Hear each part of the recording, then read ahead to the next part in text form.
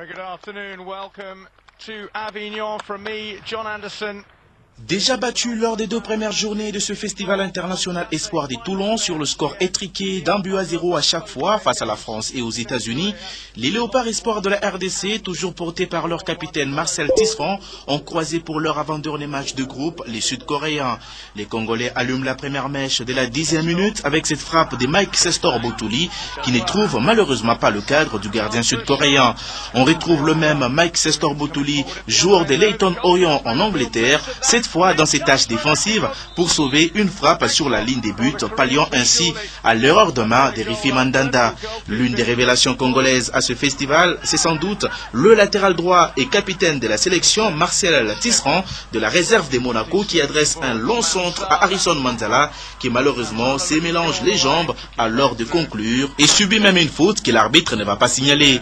Et c'est sur balle arrêtée que la RDC va se faire surprendre. Sur ces corners, les défenseurs congolais sont totalement absents et offrent l'opportunité à Soukdje de reprendre le ballon et d'offrir à la Corée du Sud l'ouverture de score à la 33e minute de jeu. Blessés dans leur orgueil, les Congolais se ressaisissent et font le siège du but sud-coréen dans les dernières minutes de la première période, poussant les défenseurs à la faute. Harrison Manzala, le jeune joueur du Havre Athletic Club, s'est fait justice sur ce coup franc en envoyant un missile dans les buts de Ham Seong-min qui n'a pas bougé d'un iota. Ces buts viennent récompenser les efforts fournis par toute l'équipe congolaise depuis les débuts du tournoi et la RDC arrache les nuls de 1 but partout à la pause. Au retour des vestiaires, les Léopards de la RDC sont plus qu'impressionnants et développent des très bonnes phases offensives. Ils ne sont pas loin de doubler la mise sur cette frappe de Jonathan Bijimini, jeune attaquant décédant en France, qui échoue devant le gardien sud-coréen.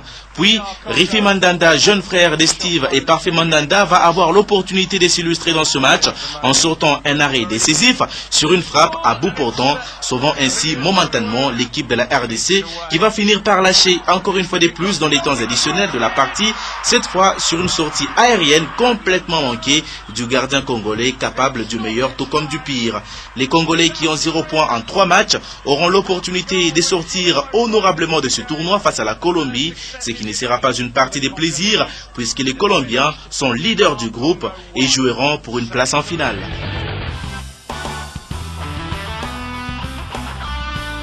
Dodiloxène.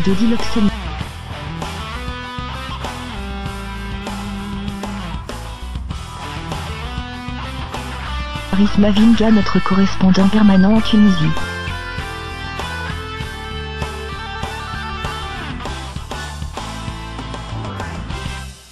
Tupac, le Moudjahidine du sport congolais.